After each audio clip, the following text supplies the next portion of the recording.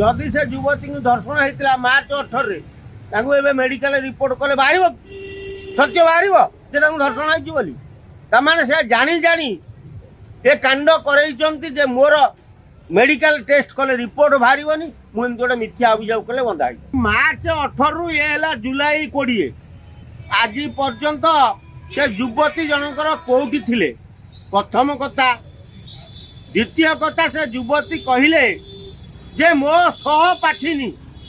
मत उदित की चिन्हले ता माने कौन तम सहपाठिनी तुमको नहीं जाइए रेप करवा लगी तेणु तुम ताको ना एफआईआर देलनि तमें जो कौच मास्टरकांड छक बुलिया आम आइलु आमको आम सहपाठिनी चिन्हला ये उदित बोली ये छात्र सभापति आ तमें आग पछ भाविल कार बसिक पड़ल कहीं तुमको जी रास्ता चिन्हा परिचय तुम गाड़ी बस पड़े